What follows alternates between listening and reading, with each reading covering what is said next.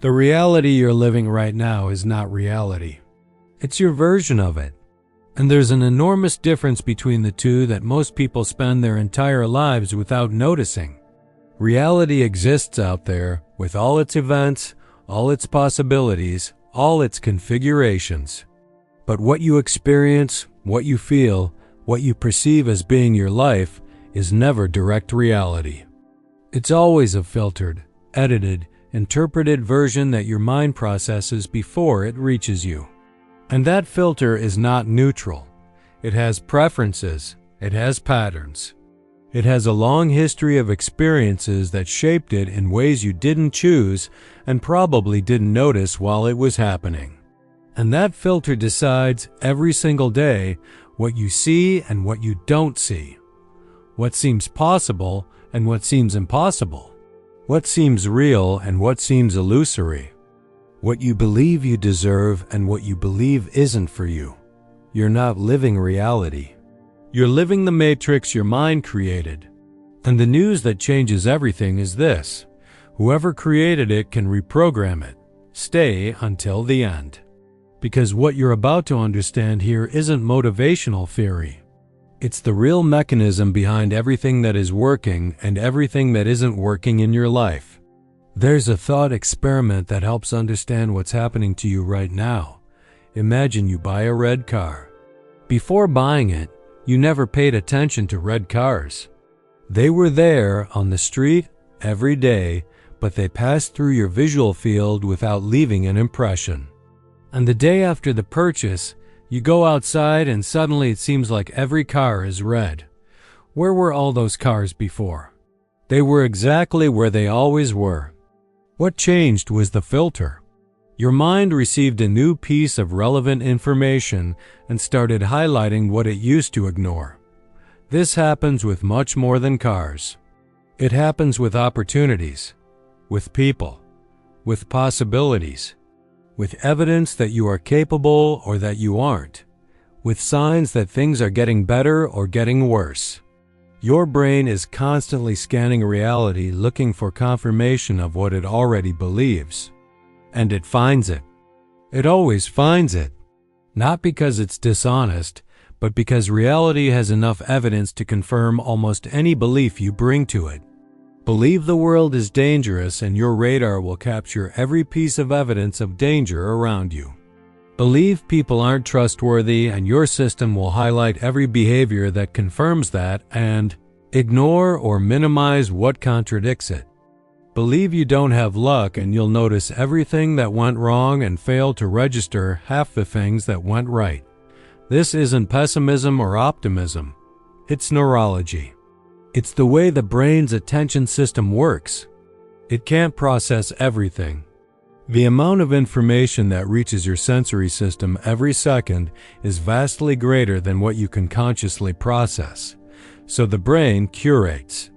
It chooses what comes in. And the selection criteria were defined by your experiences, your beliefs, your fears, and your expectations. You've never seen reality directly. You've seen what your matrix let through. Now the question that changes everything is this: how is this matrix built? Because understanding how it was built is what gives you access to how it can be rebuilt. And the answer starts in a place that most people don't consider when they think about transformation. It starts in childhood, not in an abstract sense of trauma or deep psychology. In a very concrete and very literal sense, you were born without a filter. Every experience that reached you in the first years of life was registered without analysis, without comparison, without enough context to relativize. A small child doesn't have the capacity to think what's happening is hard, but it'll pass, or my father is angry, but it's not my fault. They register what happens directly and build beliefs from it. Beliefs about who they are, about what the world is, about what they can expect from the people around them, about what is safe and what is dangerous, about what they deserve and what they don't. And these beliefs didn't stay in the mind. They descended into the body. They settled in the way you hold your shoulders, in the tension that appears in your chest when something important is at stake, in the impulse to pull back when a real opportunity appears, in the difficulty of receiving care without becoming suspicious, in the ease of believing criticism and the difficulty of letting compliments land. All of this is the matrix running. And it didn't stop being built in childhood. It kept being fed by every repeated experience that confirmed what was already there. Every time you tried something and it didn't work out, a layer was added. Every time you opened up and got hurt, another layer. Every time you asked and were denied, one more. And these layers kept accumulating until the system became so solid, so established, so naturalized, that it stopped seeming like a belief and started seeming like reality itself. You don't think you don't deserve it. You simply don't receive, and that seems natural. You don't think something is going to go wrong. You simply don't act, and that seems prudent. You don't think people are going to disappoint you. You simply don't get close, and that seems like personal preference. The matrix is intelligent. It disguises itself as personality, as preference, as the way you are. It rarely shows up as a belief. It shows up as fact. And here is the mechanism that keeps everything the same even when you're trying to change. The matrix is self-replicating.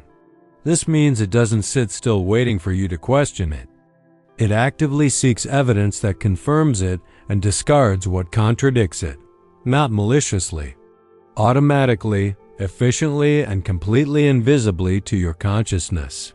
Think about it this way. If you carry a belief that you're not enough, your system will constantly be on alert for any signal that confirms that. A criticism will land with much more weight than a compliment.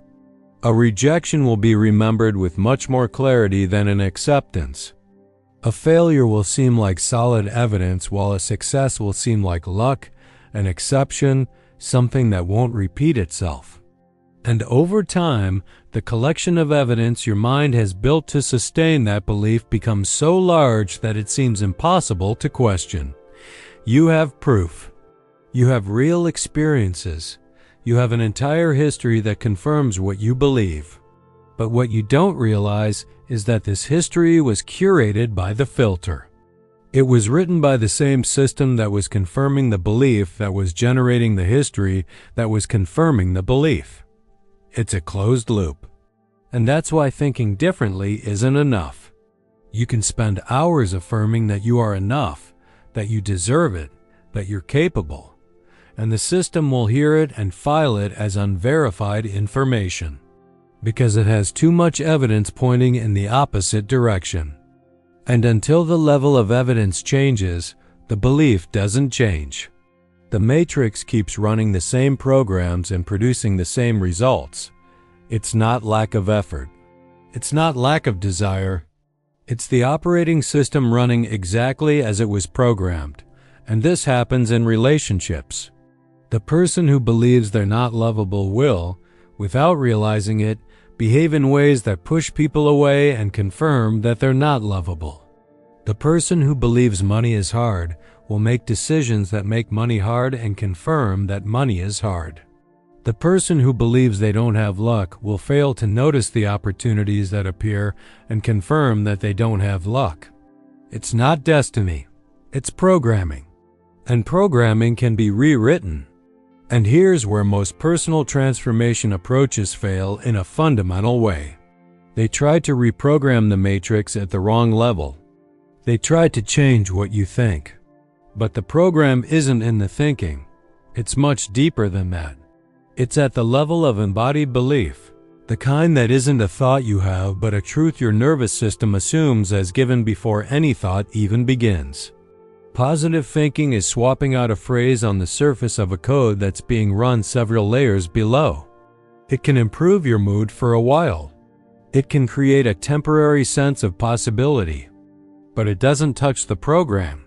And when the pressure increases, when something important is at stake, when the nervous system goes on alert, the old programs come back with a force that sweeps away any affirmation that was sitting on top.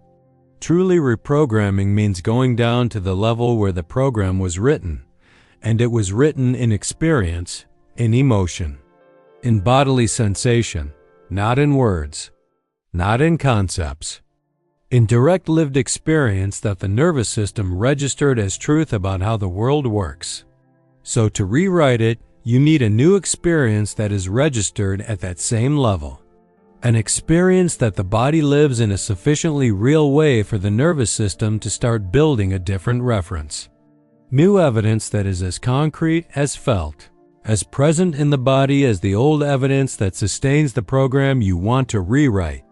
Not an idea about how things could be. An experience of how they are when the filter is different, and this is possible. It's far more accessible than it seems, but it works in a way that most people have never considered. There are 3 real entry points for beginning to rewrite the code. They're not techniques. They're ways of creating new experiences that the nervous system registers as real evidence of a different reality. The first entry point is the body. The body is where the matrix lives. Not in the abstract mind, in the nervous system, in posture, in breathing, in the way you occupy physical space. And here's something that seems simple, but has a profound impact when you understand what's happening underneath. Your internal state changes what you perceive. When your nervous system is in a state of contraction, of alert, of defense, the filter it applies to reality is completely different from when it's in a state of openness, safety, presence. The same environment, the same people, the same situations produce completely different experiences depending on the state from which you're perceiving. And the state doesn't begin in the thought, it begins in the body. Slow, deep breathing signals safety to the nervous system before any conscious thought.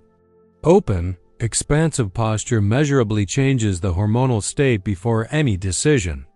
Intentional physical movement breaks activation patterns the nervous system was running on loop. This isn't motivation. It's physiology. It's using the most direct entry point into the operating system that exists.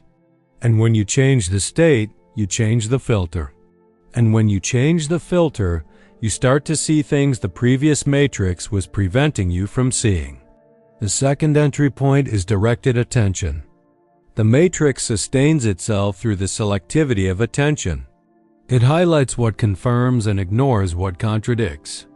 And you can start interfering with this process in a very concrete way, not by affirming what you want to be true, by training attention to notice what is already true, but that the filter was systematically ignoring. There's a very simple practice that produces results that seem disproportionate to the simplicity of what it is. Every day you deliberately seek 3 pieces of evidence that the belief you want to rewrite already has exceptions in your life. You don't invent them. You don't force them. You look for what's already there, but that the filter wasn't registering. If the belief is that people aren't trustworthy, you look for real moments when someone was trustworthy. If the belief is that you don't have ability, you look for real evidence of competence that already exists. If the belief is that there are no opportunities for you, you look for what was there, but that your radar wasn't capturing. Over time, and this is not a metaphor, the brain literally starts building new patterns of attention. It starts including in the filter what was previously being systematically excluded. And when the filter changes, the perceived reality changes. And when the perceived reality changes, behaviors change.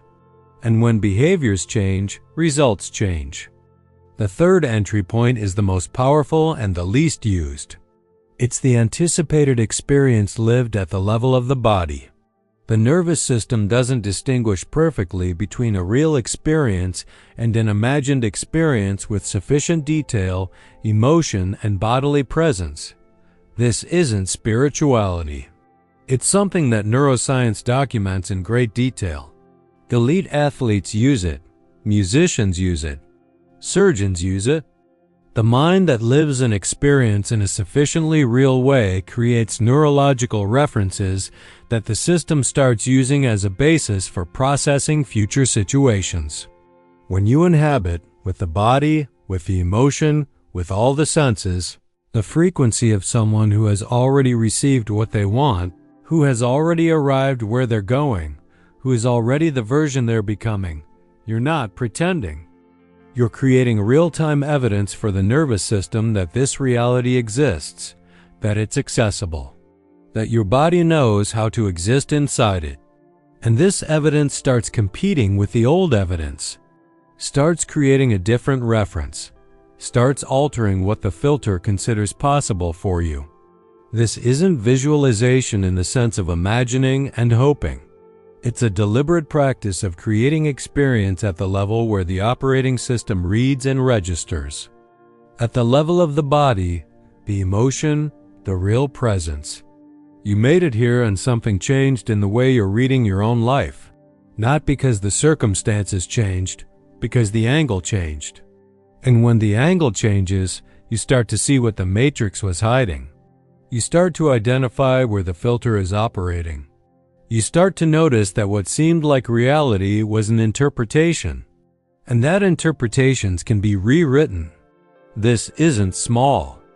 Most people go their entire lives without reaching this point, without questioning the filter, without noticing there is a filter, living inside the matrix without knowing it exists, thinking that what they see is what is, that what they feel is the objective truth about how things are, that the limits they perceive are real limits and not limits built by a system that was programmed at a time when you didn't have the tools to question what was being installed. You reach this point now, and that changes what is possible from here on. But something needs to be said honestly about what comes next. This isn't simple. It isn't fast. The operating system that's running was built over years, sometimes decades, and has an inertia that is real, and that doesn't disappear because you understood the mechanism.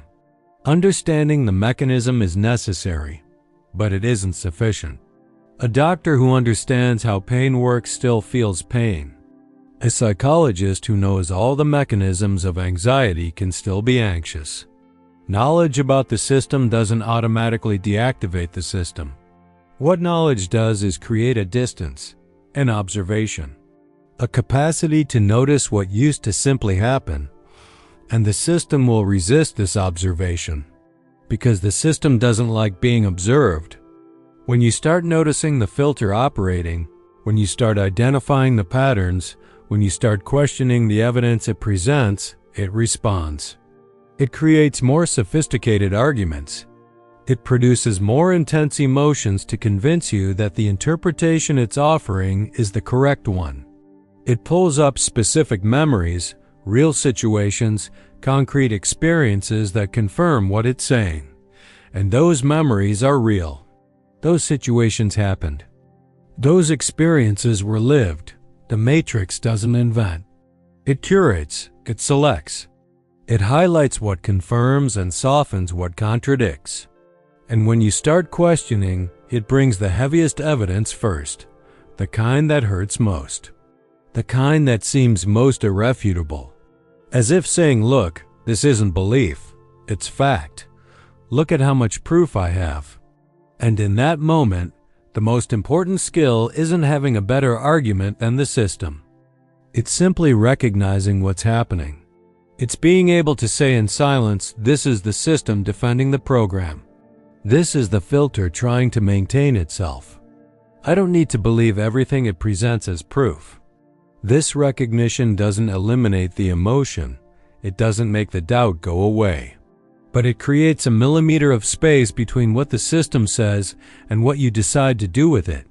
And that millimeter, however small it seems, is where freedom lives. Because freedom isn't the absence of programming.